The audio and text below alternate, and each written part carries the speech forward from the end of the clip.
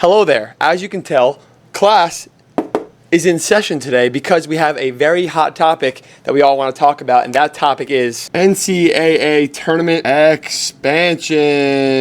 Yay, we're all so excited. No one wants it to happen, obviously, but because the only people that really do want it to happen are the big power conference commissioners and some of the athletic directors that have all the money and make all the decisions, kind of like how our country is run right now, we all know that this big bad thing that we don't want to talk about is inevitable and is probably going to happen. So let's talk about why it's happening. Let's talk about why it's stupid, how it's going to happen, and some data and numbers behind it. And yes, if you were wondering if I'm talking on a wrench, yes, I am. And if you can't do the math on why I'm doing that, then I can't help you. First big question we all have: why is this happening? Seriously. The obvious answer, you saw I grabbed the green marker, is because of money. Money, money, money, money, money, money, money. We all know that the NCAA is like Mr. Krabs and they love their money. Them, it's as simple as add more teams, you have to add more games, and more games equals more media rights, TV sponsorships, ad deals, all those types of things. So that means more money. The other reason that they're going to throw around is this word of access. Their argument is that by expanding the tournament, you're going to offer more access to all 365 teams in the country in college basketball to get into the tournament. And in theory, sure, there's more spots, so more teams get in, but the teams that they're going to give more access to isn't everybody, isn't the mid-majors that we want to see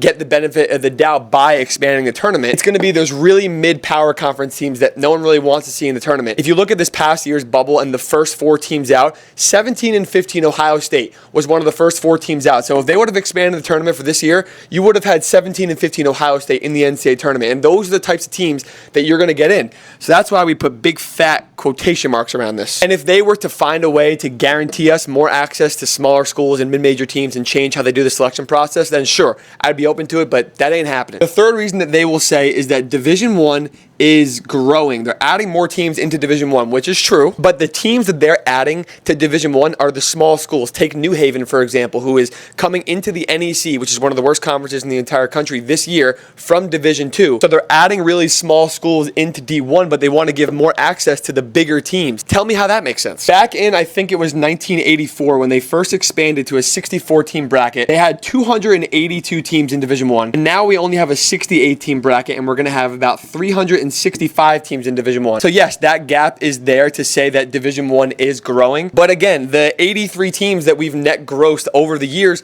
aren't the big schools that they want to give more access to. They're small schools that are still going to be fighting in the dust.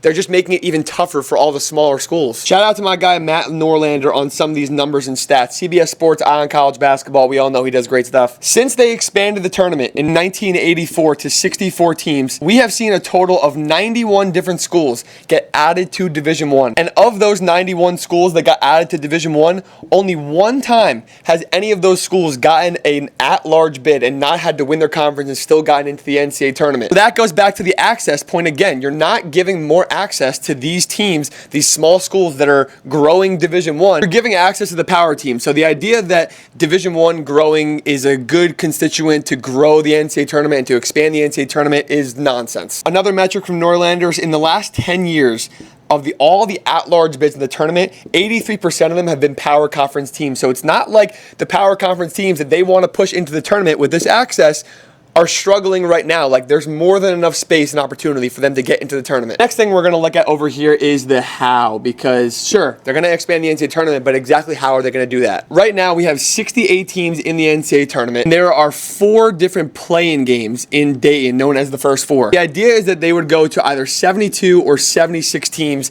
in the next couple of years, most likely. Let's be real, they're probably going to max it out and go to 76. These 4 play-in games consist of 8 teams. Right now, there's 2 games on the 16 seed line, and then there's 2 of the at-large teams, usually around the 11 seed line, we'll call it. Now, if you go to 72 teams, you have to add 4 teams, and you add 2 play-in games, so that's going to be 6 play-ins. And what you'll see more of is not the 16 seed play-ins of the mid-majors. You'll see more of these 11 seed or maybe 12 seed lines if they expand the tournament. And then the same thing if you go to 76. You add 8 teams, you're going to add 2 more play-in games, so you're going to have 8 different play-in games in Dayton. You're going to keep 2 16 seeds, and then you're going to end up going up to 6 different 11 11, 12 seed, whatever, at-large play-ins. So back to the money thing, NCAA thinking that, oh yeah, people love the play-ins. They love the first four. So if we add more of that, that's going to be great for viewership and everyone's going to love that. I got news for the NCAA. People don't really care that much about these play-in games. I got to be honest. Not bad in the moment, but over the last 10 years, they get an average of about 2 million viewers per game for the play-in games compared to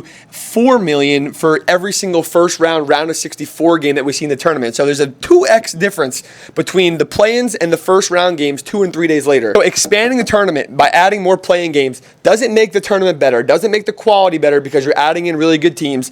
You're adding in, remember, the access of those pretty mid-power teams that aren't going to do anything. They're probably going to lose in the first or second round, and you're not going to get much better viewership, and the money you make compared to everything on a grand scale is really going to be minimal. And the whole point of this, we love March Madness.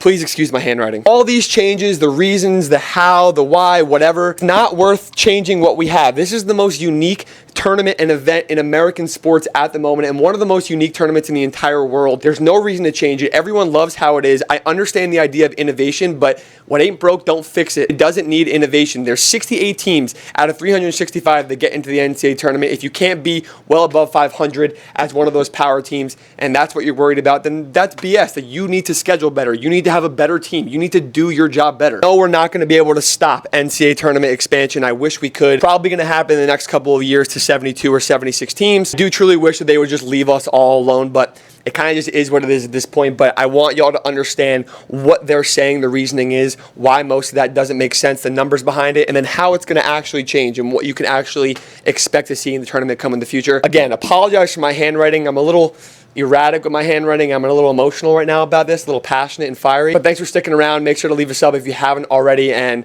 please don't expand the NCAA tournament.